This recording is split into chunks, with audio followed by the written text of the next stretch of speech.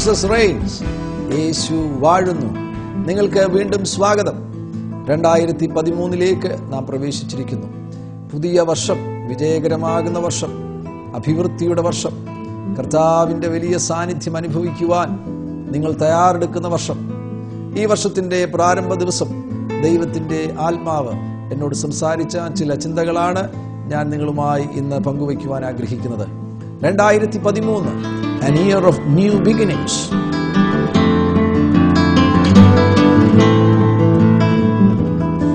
കർത്താവ് ഹൃദയത്തിൽ സംസാരിക്കുവാനിടയായി ഈ വർഷം പുതിയ ആരംഭങ്ങളുടെ വർഷമാകുന്നു. കർത്താവ് ചില അത്ഭുതങ്ങൾ നിങ്ങളിൽ ആരംഭിക്കുവാൻ പോകുകയാണ്. പുതിയ ആരംഭങ്ങളുടെ വർഷം. ചിലത് തുടങ്ങുവാൻ നിങ്ങൾ തയ്യാറെടുത്തിരിക്കുന്നുവെങ്കിൽ ഈ വർഷം കർത്താവ് നിങ്ങളെ സഹായിക്കുവാൻ പോകുകയാണ്. അവിടുന്ന് പുതിയ ആരംഭങ്ങൾ നൽകി തരുവാൻ പോകുന്നു. വെളിപ്പാട് പുസ്തകം 21-ാം അധ്യായം 5-ാം വാക്യത്തിൽ നാം വായിക്കുന്നു, ഇതാ ഞാൻ സകലതും പുതുതാക്കുന്നു. കർത്താവ് പറയുന്നു, ഇതാ ഞാൻ സകലതും പുതുതാക്കുന്നു. പുതുതാക്കുന്ന കർത്താവിൻ്റെ പുതിയ ആരംഭങ്ങൾ. വെളിപ്പാട് പുസ്തകം 1-ാം അധ്യായം 8-ാം വാക്യത്തിൽ നാം വായിക്കുന്നു, ഞാൻ ആൽഫയും ഒമേഗയുമാകുന്നു. അവിടുന്ന് ആരംഭവും അവസാനവുമാകുന്നു. കർത്താവിനെ കുറിച്ച് എബ്രായ ലേഖനം 12:2 നാം വായിക്കുന്നത്, വിശ്വാസത്തിൻ്റെ നായകനും അഥവാ വിശ്വാസം ആരംഭിച്ചവൻ, നമ്മിൽ വിശ്വാസം ആരംഭിച്ചവനും അത് പൂർത്തീകരിക്കുന്നവനും കർത്താവാകുന്നു. ആരംഭങ്ങളുടെ കർത്താവ്. അവിടുന്ന് നമ്മിൽ ആരംഭിക്കുകയാണെങ്കിൽ അത് അവിടുന്ന് പൂർത്തീകരിക്കുവാനിടവരും. ഫിലിപ്പിയ ലേഖനം 1-ാം അധ്യായം 6-ാം വാക്യത്തിൽ നാം വായിക്കുന്നു, നിങ്ങളിൽ നല്ല പ്രവൃത്തിയെ ആരംഭിച്ചവൻ യേശുക്രിസ്തുവിൻ്റെ നാളോളം അതിനെ തികയ്ക്കും. അവിടുന്ന് ആരംഭിക്കുകയാണെങ്കിൽ അവിടുന്ന് അത് പൂർത്തീകരണത്തിലേക്ക് കൊണ്ടുവരുവാനിടവരും. പുതിയ ആരംഭങ്ങൾ നിങ്ങൾ സ്വീകരിക്കുവാൻ തയ്യാറെടുക്കുക. പുതിയ ആരംഭങ്ങളിൽ വെളിപ്പെടുന്നത് എന്താണ്? ഉൽപ്പത്തി പുസ്തകം 1-ാമത്തെ അധ്യായം അതിൻ്റെ 1-ാം വാക്യത്തിൽ നമുക്ക് വായിക്കുവാൻ കഴിയുന്നുണ്ട്, ദൈവം ആദിയിൽ ആകാശവും ഭൂമിയും സൃഷ്ടിച്ചു. ആദിയിൽ, ആദി, ഇൻ ദ ബിഗിനിങ്, ആരംഭം.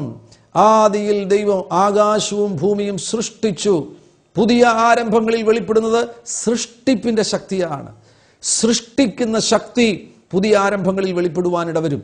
വിശ്വസിച്ച് സ്വീകരിക്കുവാൻ നിങ്ങൾ തയ്യാറെടുക്കുന്നുവെങ്കിൽ നിങ്ങളുടെ പുതിയ ആരംഭങ്ങളിൽ സൃഷ്ടിപ്പിന്റെ ശക്തി വെളിപ്പെടുവാൻ പോകുന്നു. യേശുക്രിസ്തു ചില പുതിയ കാര്യങ്ങൾ നിങ്ങളിലൂടെ ചെയ്തെടുക്കുവാൻ പോകുന്നു. അവിടുത്തെ സൃഷ്ടിപ്പിന്റെ ശക്തി നിങ്ങളുടെ പുതിയ ആരംഭങ്ങളിൽ വെളിപ്പെടുവാൻ പോകുകയാണ്. ഞാൻ നിങ്ങളുടെ ശ്രദ്ധയിൽ കൊണ്ടുവരുവാൻ പോകുന്നത് 3 പ്രധാനപ്പെട്ട മേഖലകളാണ്. 3 പ്രധാനപ്പെട്ട മേഖലകളിൽ കർത്താവ് പുതിയ ആരംഭങ്ങളെ തരുവാൻ പോകുന്നു. ഒന്ന്, അത്ഭുതങ്ങളുടെ മേഖലകളിൽ. അത്ഭുതങ്ങൾ, പുതിയ അത്ഭുതങ്ങൾ. അത്ഭുതങ്ങളുടെ മേഖലകളിൽ ഒരു പുതിയ ആരംഭം യേശുക്രിസ്തു നിങ്ങൾക്ക് തരുവാൻ പോകുന്നു. അനുഗ്രഹങ്ങളുടെ മേഖലകളിൽ യേശുക്രിസ്തു പുതിയ ആരംഭങ്ങൾ നിങ്ങൾക്ക് തരുവാൻ പോകുന്നു. അനുഗ്രഹം, പുതിയ അനുഗ്രഹങ്ങൾ കർത്താവ് 2013 നിങ്ങൾക്ക് തരുവാൻ ആഗ്രഹിക്കുന്നു. അഭിഷേകത്തിന്റെ മേഖലയിൽ നിങ്ങൾ വഹിക്കുന്ന പരിശുദ്ധാത്മാവിന്റെ സാന്നിധ്യം, നിങ്ങൾ വഹിക്കുന്ന അഭിഷേകത്തിന്റെ അളവ്, ആ മേഖലയിൽ കർത്താവാകുന്ന യേശുക്രിസ്തു പുതിയ ആരംഭങ്ങൾ നൽകി തരുവാൻ പോകുന്നു. അത്ഭുതങ്ങളിൽ നമുക്ക് ആരംഭിക്കാം. അത്ഭുതങ്ങൾ, പുതിയ അത്ഭുതങ്ങൾ, അത്ഭുതങ്ങളുടെ പുതിയ ആരംഭങ്ങൾ നമ്മുടെ ജീവിതത്തിൽ 2013 സംഭവിക്കുവാൻ കർത്താവ് ആഗ്രഹിക്കുന്നു. അത്ഭുതങ്ങളിൽ ഏറ്റവും വലുത് എന്ന് പറയുന്നത് മനുഷ്യന്റെ മനസ്സിനുണ്ടാകുന്ന മാറ്റമാണ്. മാനസാന്തരമാണ് ഏറ്റവും വലിയ അത്ഭുതം എന്ന് പറയുന്നത്. ഒരിക്കലും മാനസാന്തരപ്പെടുകയില്ലെന്ന് പറയുന്നവരെ മാനസാന്തരത്തിലേക്ക് നയിക്കുവാൻ പ്രാപ്തിയുള്ളവനാണ് യേശു. നിങ്ങൾ പറയുമായിരിക്കും, ഓ എൻ്റെ ഭർത്താവോ ഒരിക്കലും മാനസാന്തരപ്പെടുവാൻ പോകുന്നില്ല, ഒരിക്കലും അദ്ദേഹത്തിൻ്റെ മദ്യപാനം നിൽക്കുവാൻ പോകുന്നില്ല. പക്ഷേ ഞാൻ നിങ്ങളോട് വിനയപുരസ്സരം പറയട്ടെ, 2013 നിങ്ങളൊരു അത്ഭുതം കാണുവാൻ പോകുകയാണ്. ഒരിക്കലും മാനസാന്തരപ്പെടുകയില്ലെന്ന് പറയുന്ന ആ പ്രിയപ്പെട്ടവർ യേശുക്രിസ്തുവിന്റെ നാമം അധരത്തിൽ എടുക്കുവാൻ പോകുന്നു. ആ അത്ഭുത രൂപാന്തരം നിങ്ങൾക്ക് കണ്ണാലെ കാണുവാൻ കഴിയും. അപ്പോസ്തല പ്രവൃത്തി 9-ാമത്തെ അധ്യായത്തിൽ നമുക്കൊരു ഭീകരനെ കാണുവാൻ കഴിയുന്നുണ്ട്. ശൗൽ എന്നാണ് അദ്ദേഹത്തിന്റെ പേര്. അദ്ദേഹത്തെക്കുറിച്ച് അവിടെ രേഖപ്പെടുത്തിയിരിക്കുന്നത്, ശൗൽ കുലപാതകവും ഭീഷണിയും നിശ്വസിക്കുന്നവനായിരുന്നു. തൻ്റെ ശ്വാസത്തിൽ പോലും കുലപാതകവും ഭീഷണിയും ഉണ്ടായിരുന്നു. അങ്ങനെയുള്ളവരെ സാധാരണഗതിയിൽ നമ്മുടെ ഭാഷയിൽ ഭീകരന്മാരെന്നാണ് വിളിക്കുന്നത്. ഭീകരനാകുന്ന മനുഷ്യൻ. എന്തെങ്കിലും മാറ്റം അദ്ദേഹത്തിൽ ഉണ്ടാകുവാൻ സാധ്യതയുണ്ടോ? ഒരു സാധ്യതയുമില്ല. അപ്പോസ്തലപ്രവൃത്തി 7-ാമത്തെ അധ്യായത്തിൽ സ്തെഫാനോസ് കൊല്ലപ്പെടുന്ന സന്ദർഭത്തിൽ ആ സാക്ഷികളുടെ വസ്ത്രം സൂക്ഷിച്ച ശൗലിന് സ്തെഫാനോസ് കൊല്ലപ്പെടുന്ന സന്ദർഭത്തിൽ അതിന് സമ്മതമുണ്ടായിരുന്നു.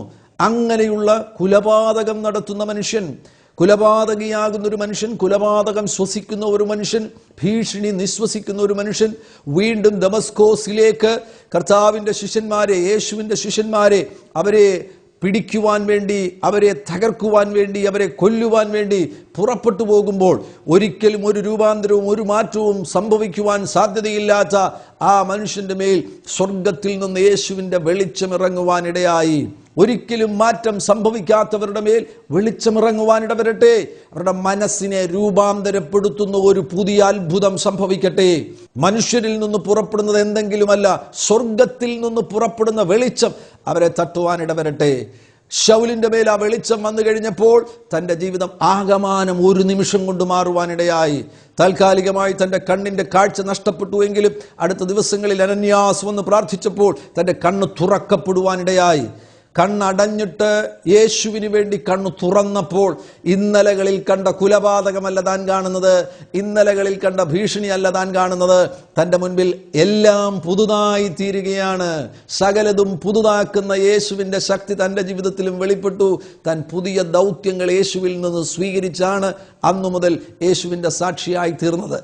ആ മനുഷ്യൻ, ഭീകരനെന്ന് വിശേഷിപ്പിക്കാവുന്ന ആ മനുഷ്യനെ കൊണ്ടാണ് 1 കൊരിന്ത്യർ 13-ാമത്തെ അധ്യായം, സ്നേഹത്തിന്റെ അധ്യായം കർത്താവ് എഴുതിപ്പിക്കുന്നത്.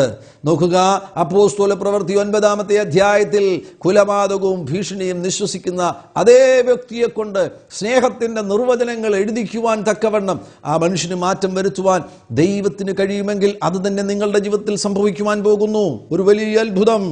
മനസ്സിന്റെ മാറ്റമെന്ന അത്ഭുതം, മാനസാന്തരമെന്ന അത്ഭുതം, രൂപാന്തരമെന്ന അത്ഭുതം. നിങ്ങൾ ആർക്കു വേണ്ടിയോ പ്രാർത്ഥിച്ചു കൊണ്ടിരിക്കുകയാണല്ലോ, അവരുടെ മാറ്റം നിങ്ങൾ ഈ വർഷം നിങ്ങളുടെ കണ്ണിൻ്റെ മുൻപിൽ കാണുവാൻ പോകുകയാണ്. അത്ഭുതങ്ങൾ മനസ്സിൻ്റെ മാറ്റത്തിൽ മാത്രമല്ല ഒതുങ്ങുന്നത്, എല്ലാ മേഖലയിലും, നിങ്ങളുടെ ശരീരത്തിൻ്റെ മേഖലയിൽ കർത്താവ് അത്ഭുതങ്ങൾ ചെയ്യുവാൻ പോകുകയാണ്. നിങ്ങളുടെ ഭൗതിക മേഖലകളിൽ കർത്താവ് അത്ഭുതം ചെയ്യുവാൻ പോകുകയാണ്. നിങ്ങൾ അപ്പോസ്തലപ്രവൃത്തി വായിക്കുകയാണെങ്കിൽ കർത്താവ് അത്ഭുതങ്ങൾ ചെയ്യുന്ന സന്ദർഭത്തിൽ കണ്ടുനിന്നവർക്ക് വിസ്മയമുണ്ടായി. ഒരു മുടന്തൻ സൗഖ്യമായ സന്ദർഭത്തിൽ കണ്ടുനിന്നവർക്ക് വിഭ്രമമുണ്ടായി, വിസ്മയമുണ്ടായി എന്നാണ്. അവരെ അത്ഭുതപ്പെടുത്തുന്ന നിലവാരത്തിലുള്ള ഒരു വലിയ അത്ഭുതമാണ് അവരുടെ മുൻപിൽ സംഭവിച്ചത്. 40 വർഷമായി നടന്നിട്ടില്ലാത്ത മനുഷ്യൻ കുതിച്ചെഴുന്നേറ്റ് നടക്കുവാൻ തുടങ്ങുകയാണ്. അത്ഭുതങ്ങളിൽ അടിസ്ഥാനപ്പെട്ടതാണ് ബൈബിൾ എന്ന് പറയുന്നത്. ബൈബിളിൻ്റെ അടിസ്ഥാനം തന്നെ നിങ്ങൾ ശ്രദ്ധിക്കുകയാണെങ്കിൽ ഈ ചരിത്രം അടിസ്ഥാനപ്പെട്ടിരിക്കുന്നത് അത്ഭുതത്തിലാണ്. കർത്താവാകുന്ന യേശുവിൻ്റെ ജനനം നിങ്ങൾ ശ്രദ്ധിക്കുക. കന്യകയിലാണ് യേശു ജനിച്ചത്. അതൊരു അത്ഭുതമല്ലേ? അത്ഭുതത്തിൻ്റെ പ്രത്യേകത എന്താണ്? അത്ഭുതത്തിൻ്റെ പ്രത്യേകത നാച്ചുറലായിട്ടുള്ള തെളിവുകൾ നമുക്ക് തരുവാൻ കഴിയില്ല. പ്രകൃതിയിൽ നിന്ന് അത് തെളിയിക്കുവാൻ, പ്രകൃതിയിലൂടെയുള്ള എന്തെങ്കിലും കാരണങ്ങളിലൂടെ അത് തെളിയിക്കുവാൻ കഴിയുകയില്ല. അത് അത്ഭുതമാണ്. നാച്ചുറൽ അല്ലത്, സൂപ്പർ നാച്ചുറൽ ആണ്. യേശുവിൻ്റെ ജനനം ശ്രദ്ധിക്കുക, ഒരത്ഭുതം. കന്യകയിൽ യേശു ജനിക്കുവാനിടയായി. യേശുവിൻ്റെ ഉയർത്തെഴുന്നേൽപ്പ് ശ്രദ്ധിക്കുക. യേശു മരിച്ച് 3 ദിവസം കഴിഞ്ഞപ്പോൾ കല്ലറകളെ തകർത്തുകൊണ്ട് ഉയർത്തെഴുന്നേൽക്കുവാനിടയായി. അത് ഒരത്ഭുതമാണ്. അത്ഭുതങ്ങളിൽ അടിസ്ഥാനപ്പെട്ടതാണ്, അത്ഭുതങ്ങളിൽ ഫൗണ്ടഡ് ആയിട്ടുള്ള ഒരു പുസ്തകമാണ് ബൈബിൾ എന്ന് പറയുന്നത്. ആ ബൈബിളിൽ നിന്ന് പുറപ്പെടുന്ന അത്ഭുതത്തിന്റെ ശക്തി 2013 നിങ്ങളുടെ ജീവിതത്തിൽ വലിയ വലിയ അത്ഭുതങ്ങളെ നൽകി തരുവാൻ പോകുകയാണ്. നിങ്ങളിൽ ശരീരത്തിൽ ക്ലേശം അനുഭവിക്കുന്നവർ അത്ഭുത സൗഖ്യം പ്രാപിക്കുവാൻ പോകുന്നു. നടക്കുവാൻ കഴിയാത്തവർ, ചിലപ്പോൾ നിങ്ങൾ കിടക്കയിൽ കിടന്നുകൊണ്ടായിരിക്കാം ഈ സന്ദേശം കേൾക്കുന്നത്. ഈ സന്ദേശം നിങ്ങൾ വിശ്വസിക്കണം. ഈ ബൈബിളിലെ വചനങ്ങൾ നിങ്ങൾ വിശ്വസിക്കണം. ആ കിടക്ക വിട്ട് നിങ്ങൾ എഴുന്നേൽക്കുവാൻ പോകുകയാണ്. യോഹന്നാന്റെ സുവിശേഷം 14-ാം അധ്യായം അതിന്റെ 12-ാം വാക്യത്തിൽ യേശു തന്നെ പറഞ്ഞു, ആമീൻ ആമീൻ ഞാൻ നിങ്ങളോട് പറയുന്നു, ഞാൻ ചെയ്യുന്ന പ്രവൃത്തി എന്നിൽ വിശ്വസിക്കുന്നവനും ചെയ്യുന്നു. ഞാൻ പിതാവിൻ്റെ അടുക്കൽ പോകുന്നത് കൊണ്ട് അവൻ വലിയതും ചെയ്യുമെന്നാണ് അവിടെ രേഖപ്പെടുത്തിയിരിക്കുന്നത്. അഥവാ ബിഗർ മിറക്കിൾസ് നിങ്ങൾക്ക് വേണ്ടി കാത്തിരിക്കുകയാണ്. എന്തുകൊണ്ട്? യേശു പിതാവിൻ്റെ വലതുഭാഗത്തിരിക്കുന്നു. അവിടുന്ന് ഭൂമിയിൽ വെച്ച് ചെയ്ത പ്രവൃത്തി തന്നെ നാം ചെയ്യുവാനിടവരും.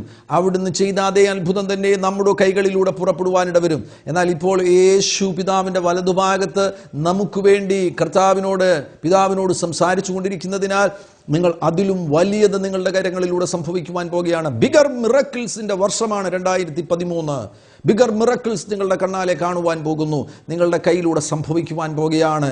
മുടന്തർ നടക്കുവാൻ പോകുന്നു, കുരുടർ കാണുവാൻ പോകുന്നു, ചെകിടർ കേൾക്കുവാൻ പോകുന്നു. ഉയർത്തെഴുന്നേൽപ്പിന്റെ ശക്തി നിങ്ങളിലൂടെ പുറപ്പെടുവാനിട വരും. മരിച്ചവർ ഉയർത്തെഴുന്നേൽക്കുവാൻ പോകുന്നു. പുതിയ അത്ഭുതങ്ങൾ നമ്മുടെ ജീവിതത്തിൽ 2013 സംഭവിക്കുവാൻ പോകുകയാണ്. പുതിയ ആരംഭങ്ങൾ.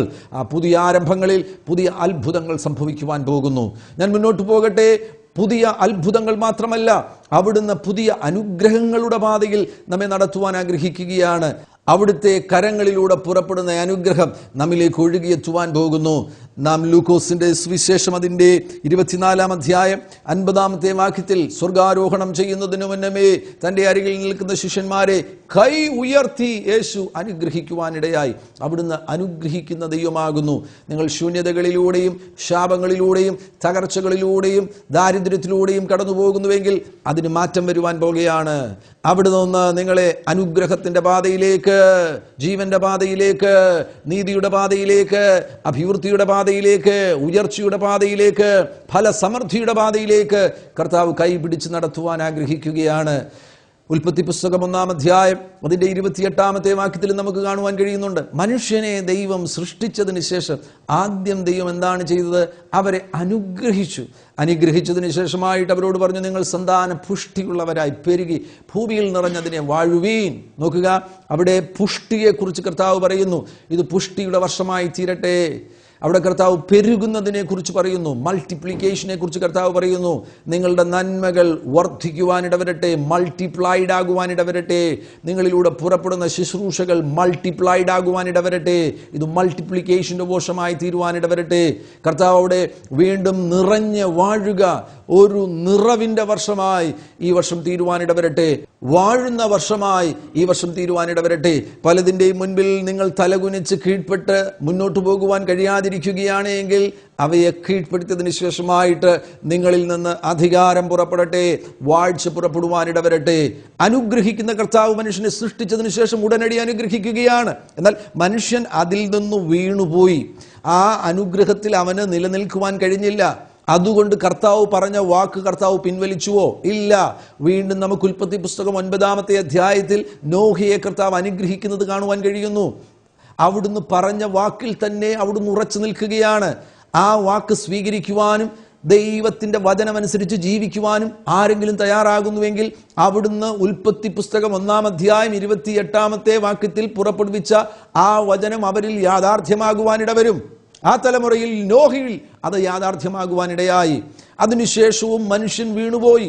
ദൈവം വെച്ചിരുന്ന മെഷർമെന്റ് റോഡിൽ നിന്ന് അവൻ താണുപോയതിനാൽ അവന് ആ അനുഗ്രഹം, ആ നിലയിൽ താണുപോയവർക്ക് ആ അനുഗ്രഹം അനുഭവിക്കുവാൻ കഴിഞ്ഞില്ല. എന്നാൽ നാം വീണ്ടും ഉൽപ്പത്തി പുസ്തകം 12-ാമത്തെ അധ്യായത്തിൽ വരുമ്പോൾ മറ്റൊരാളിനെ കാണുന്നു, അബ്രഹാം. അബ്രഹാമിനെ കർത്താവ് വിളിച്ചു. നീ നിന്റെ ദേശത്തെയും ചാർച്ചക്കാരെയും പിതൃഭവനത്തെയും വിട്ടുപുറപ്പെട്ട് ഞാൻ നിന്നെ കാണിപ്പാനിരിക്കുന്ന ദേശത്തേക്ക് പോക. ഞാൻ നിന്നെ അനുഗ്രഹിച്ച് ഒരു വലിയൊരു ജാതിയാക്കും, നീ ഒരു അനുഗ്രഹമായിരിക്കും. നോക്കുക, അവനെ ഒരു അനുഗ്രഹമാക്കി വെക്കുകയാണ്. ആ നിലവാരത്തിലാണ് പുതിയ നിയമത്തിൽ കർത്താവ് നമ്മെ സ്പർശിക്കുവാൻ പോകുന്നത്. നിങ്ങളെ ഒരു അനുഗ്രഹമാക്കുവാൻ പോകുന്നു. നിങ്ങൾ കയറുന്ന ഭവനം അനുഗ്രഹിക്കപ്പെടുവാൻ പോകുന്നു. നിങ്ങൾ കൈ കൊടുക്കുവാൻ പോകുന്ന സുഹൃത്തുക്കൾ, അവരിലേക്ക് നിങ്ങളിൽ നിന്ന് അനുഗ്രഹം പാസ് ഓൺ ചെയ്യുവാൻ പോകുകയാണ്. നിങ്ങൾ കണ്ടുമുട്ടുന്ന സുഹൃത്തുക്കൾ, നിങ്ങൾ സംസാരിക്കുന്ന സുഹൃത്തുക്കൾ, നിങ്ങളുടെ അധരത്തിൽ നിന്ന് പുറപ്പെടുന്ന വാക്കുകളിലൂടെ അവരിലേക്ക് അനുഗ്രഹം കടന്നു ചെല്ലുവാൻ പോകുന്നു. കാരണം എന്താണ്? നിങ്ങളെ കർത്താവ് ഒരു അനുഗ്രഹമാക്കുവാൻ പോകുകയാണ്.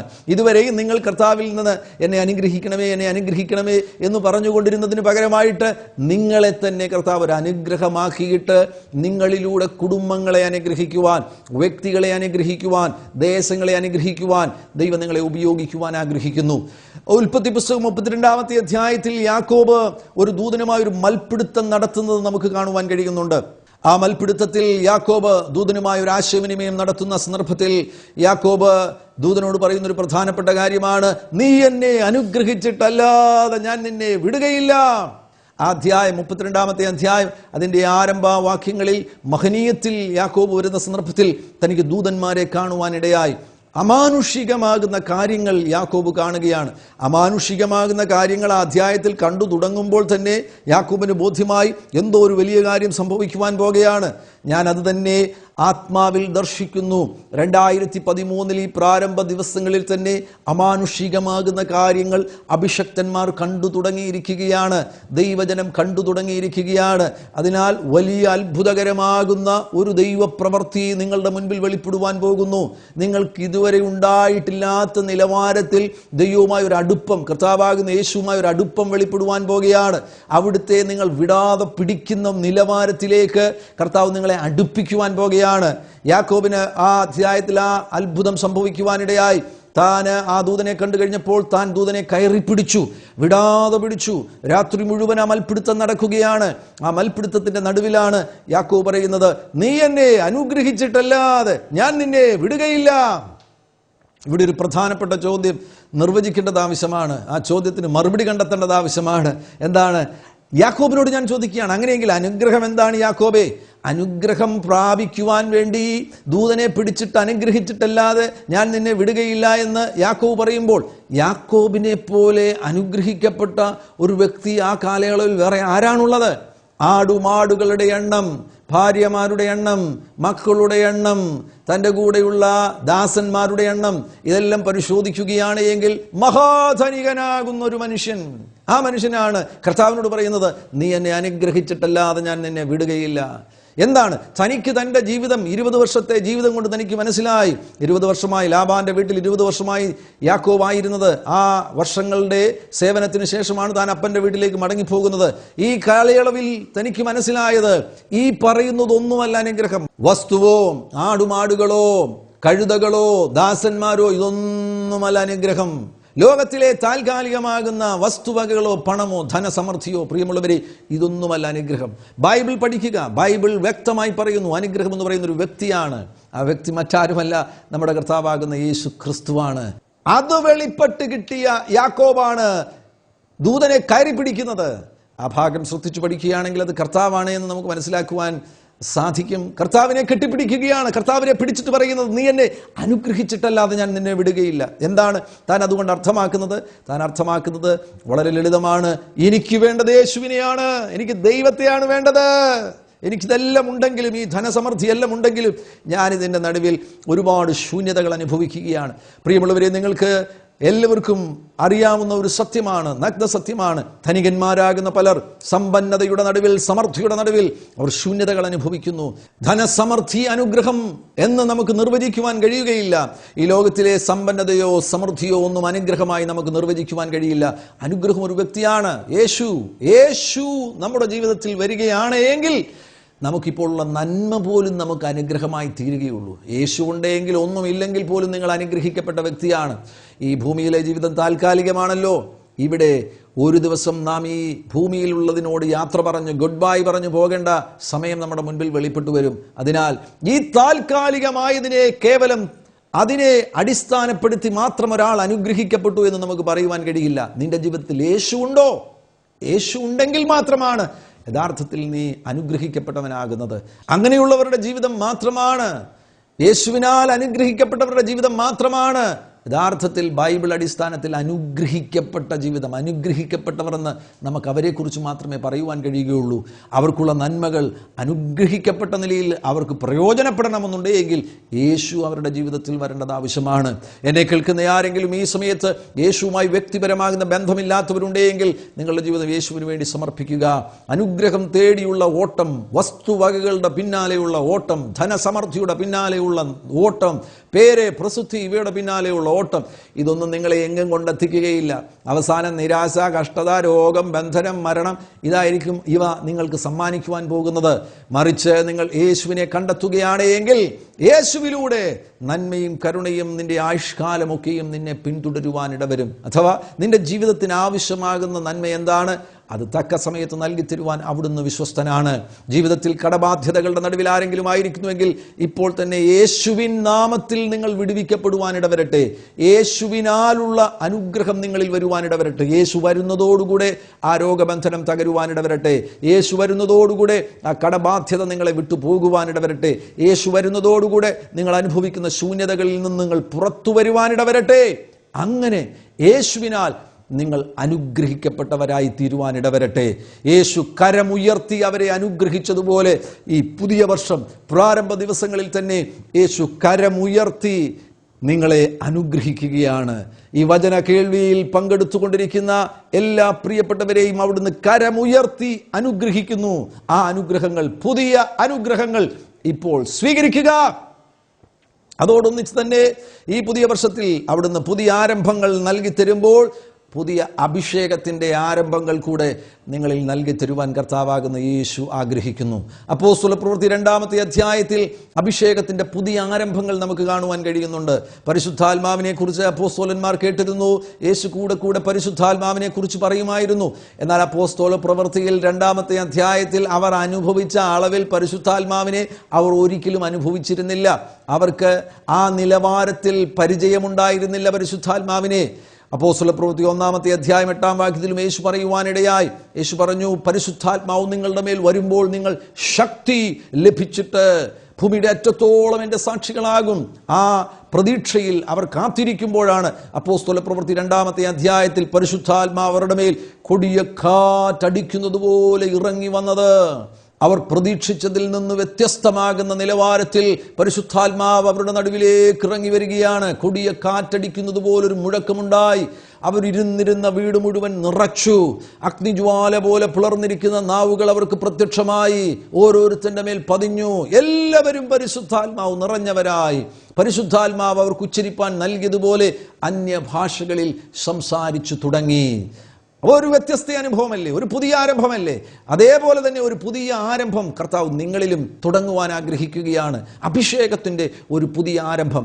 അഭിഷേകത്തിൻ്റെ ഒരു പുതിയ ആരംഭം എന്ന് പറയുമ്പോൾ നിങ്ങൾ ഇപ്പോൾ അനുഭവിക്കുന്ന അളവിൽ നിന്ന് ഒരു വർധനവിനെ കർത്താവ് നൽകി തരുവാൻ ആഗ്രഹിക്കുന്നു. നിങ്ങളിപ്പോൾ ആയിരിക്കുന്ന ഇടത്ത് നിന്ന് കർത്താവ് ഒരു പ്രൊമോഷൻ കർത്താവ് നൽകി തരുവാൻ ആഗ്രഹിക്കുകയാണ്. ഏലിയാവിനെ അനുഗമിച്ച ഏലിശയെ നിങ്ങൾ ശ്രദ്ധിക്കുകയാണ് എങ്കിൽ ഏലിശയ്ക്ക് നിരുത്സാഹത്തിൻ്റെ ഒത്തിരി വാക്കുകൾ കേൾക്കുവാൻ ഇടവന്നു. നിരുത്സാഹപ്പെടുത്തുന്ന സാഹചര്യങ്ങളോ നിരുത്സാഹപ്പെടുത്തുന്ന വാക്കുകളോ നിങ്ങളുടെ മുന്നോട്ടുള്ള ഗമനത്തെ തടയുവാൻ ഇടവരരുത്. ഏലിയാവിനെ അനുഗമിച്ച് ഏലിശ ഗിൽഗാഗിൽ വന്നു കഴിഞ്ഞപ്പോൾ ഏലിയാവ് തന്നെ പറയുവാനിടയായി, നീ ഇവിടെ തന്നെ തുടരുക.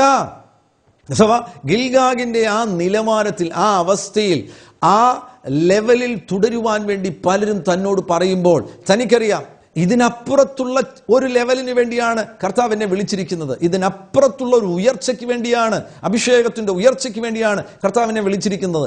അതുകൊണ്ടാണ് തൻ്റെ തീരുമാനം ഉറപ്പോടുകൂടെ ഏലിശ പറയുവാനിടയായി, യഹോവയാണ്, നിന്റെ ജീവനാണ്, ഞാൻ നിന്നെ വിടുകയില്ല.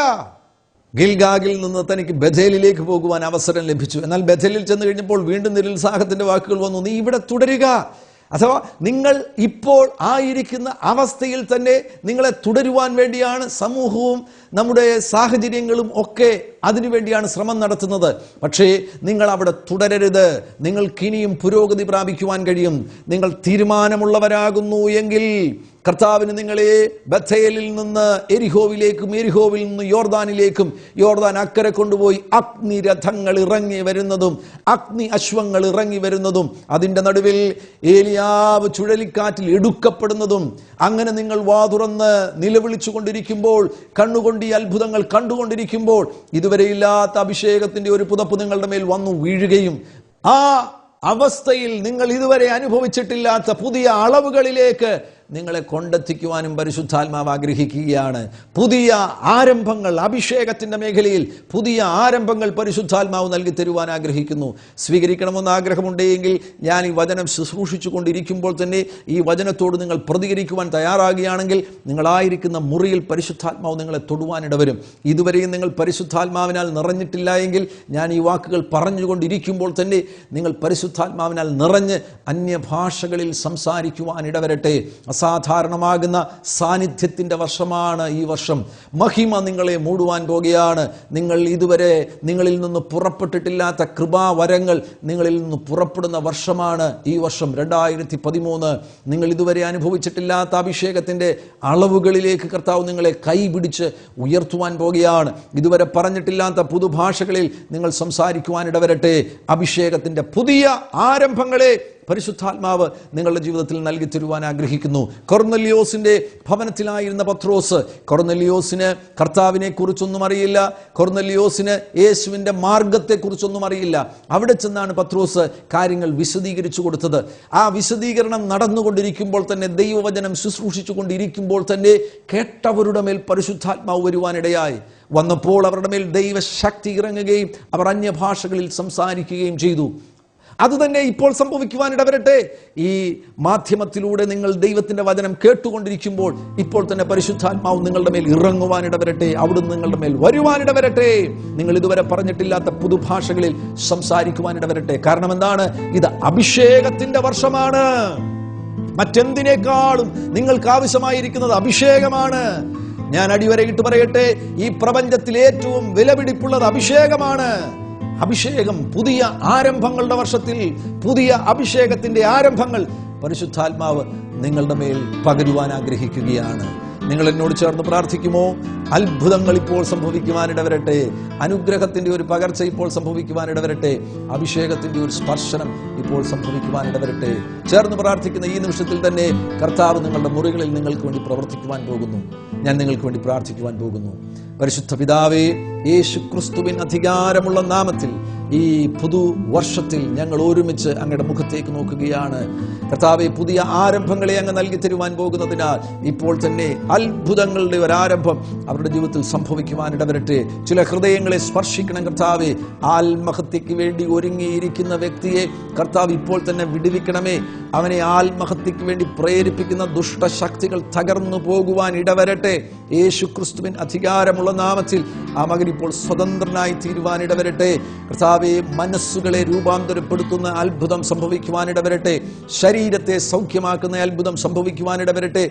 കിടക്കയിൽ തളർന്നു കിടക്കുന്നവർ യേശുവിൻ നാമത്തിൽ സൗഖ്യമാകട്ടെ. Skin diseases, psoriasis, skin diseases, പരിശുദ്ധാത്മാവിനോട് വളരെ വ്യക്തമായി പറയുന്നു. സോറിയാസിസ്, സ്കിൻ ഡിസീസസ് മുഖാന്തരമായിട്ട് ശരീരത്തിൽ വല്ലാത്ത ക്ലേശം അനുഭവിക്കുന്ന ഒരു വ്യക്തി ഇപ്പോൾ വചനം കേട്ടുകൊണ്ടിരിക്കുന്നു. ഈ കേൾക്കുന്ന ഈ നിമിഷത്തിൽ തന്നെ യേശു ക്രിസ്തുവിന്റെ അടിപ്പിണരിനാൽ നീ ഇപ്പോൾ സൗഖ്യം പ്രാപിക്കുക. കർത്താവാകുന്ന യേശുവിന്റെ ആണിപ്പഴുതുള്ള കരം ഇപ്പോൾ നിന്റെ ശരീരത്തിൽ വരുന്നു. ആ സോറിയാസിന്റെ ശക്തി യേശുവിൻ നാമത്തിൽ നിന്റെ ശരീരം വിട്ടു പോകട്ടെ. യേശുവിൻ നാമത്തിൽ സൗഖ്യം സംഭവിക്കട്ടെ. രോഗികൾ ഇപ്പോൾ സൗഖ്യമാകട്ടെ. അസ്ഥികളിലുള്ള വേദനകൾ അപ്രത്യക്ഷമാകട്ടെ. അത്ഭുതങ്ങൾ, അത്ഭുതങ്ങൾ, അത്ഭുതങ്ങൾ, അത്ഭുതങ്ങൾ, അത്ഭുതങ്ങൾ യേശുവിൻ നാമത്തിൽ അവരുടെ മുറിയിൽ ഇപ്പോൾ അത്ഭുതങ്ങൾ സംഭവിക്കുവാൻ ഇടവരട്ടെ. അങ്ങത് ചെയ്യുന്ന സ്നേഹത്തിനായി സ്തോത്രം. കൈ ഉയർത്തി അനുഗ്രഹിക്കുന്ന കർത്താവേ, ഈ ജനത്തെ കൈ ഉയർത്തി അനുഗ്രഹിക്കണമേ. ഏറ്റവും വലിയ അനുഗ്രഹമാകുന്ന അങ്ങേ അവർക്ക് ലഭിക്കുവാൻ ഇടവരണമേ. അങ്ങയെ ലഭിക്കുന്നതോടുകൂടെ അവരുടെ ജീവിതത്തിൽ എല്ലാ മേഖലയിലും അവർ അനുഗ്രഹിക്കപ്പെടുവാൻ ഇടവരട്ടെ. സാമ്പത്തികമാകുന്ന ബുദ്ധിമുട്ടുകളുടെ നടുവിൽ, കടബാധ്യതകളുടെ നടുവിലായിരിക്കുന്നവർക്ക് വേണ്ടി കർത്താവേ, ഒരു അനുഗ്രഹത്തിന്റെ സ്രോതസ് തുറന്നു വരുവാൻ ഇടവരട്ടെ. നദിയുടെ ആരംഭത്തിൽ പുറപ്പെടുന്ന വെള്ളത്തുള്ളികൾ പോലെ ഇവർക്ക് വേണ്ടി അനുഗ്രഹത്തിന്റെ ചില പുതിയ സ്രോതസ്സുകൾ പുറപ്പെടട്ടെ എന്ന് യേശുവിൻ നാമത്തിൽ പ്രാർത്ഥിക്കുന്നു. പുതിയ ചില ഉറവകൾ പുറപ്പെട്ടു വരട്ടെ. യേശുവിൻ നാമത്തിൽ പുതിയ ഉറവകൾ തുറന്നു വരട്ടെ. ഈ നിമിഷത്തിൽ തന്നെ കർത്താവേ, അങ്ങയുടെ സ്പർശനം അഭിഷേകത്തിലൂടെ അനുഭവിക്കുവാൻ ആഗ്രഹിക്കുന്നവർ പുതിയ ആരംഭങ്ങളുടെ വർഷത്തിൽ ഇതാ ഇപ്പോൾ തന്നെ അങ്ങയുടെ കരം അവരുടെ മേൽ വരട്ടെ. അവരുടെ അഗ്നിമയമാകുന്ന അങ്ങയുടെ അഗ്നിമയമാകുന്ന കരം ഇപ്പോൾ അവരുടെ മേൽ വരട്ടെ. ഒരു പുത്തൻ അഭിഷേകം അവർ അനുഭവിക്കുവാൻ ഇടവരട്ടെ. അഭിഷേകത്തിന്റെ അളവിലൊരു വർധനവ് അവർ അനുഭവിക്കുവാൻ ഇടവരട്ടെ. അങ്ങത് ചെയ്യുന്ന സ്നേഹത്തിനായി സ്തോത്രം ചെയ്യുന്നു. പുതിയ ആരംഭങ്ങൾ അവരിൽ സംഭവിക്കുന്നതിനായി സ്തോത്രം ചെയ്യുന്നു. യേശുവിൻ നാമത്തിൽ തന്നെ ആമേൻ. കർത്താവ് നിങ്ങളെ സ്പർശിച്ചു എന്ന് എനിക്ക് ധൈര്യമായി പറയുവാൻ കഴിയും. അത്ഭുതങ്ങളും അനുഗ്രഹവും അഭിഷേകവും പകരപ്പെട്ടിരിക്കുകയാണ്. ഇരു കരങ്ങളും നീട്ടി തുറന്ന ഹൃദയത്തോടുകൂടെ അത് സ്വീകരിക്കുക. കർത്താവിനാൽ നിങ്ങൾ അനുഗ്രഹിക്കപ്പെട്ടവർ. വീണ്ടും വചന കേൾവിക്ക് നിങ്ങൾ ശ്രദ്ധ തരും എന്ന് ഞാൻ വിശ്വസിക്കുന്നു. കർത്താവ് വരുന്ന ദിവസങ്ങളിൽ സമൃദ്ധമായി നിങ്ങളെ അനുഗ്രഹിക്കുമാറാകട്ടെ. God bless you.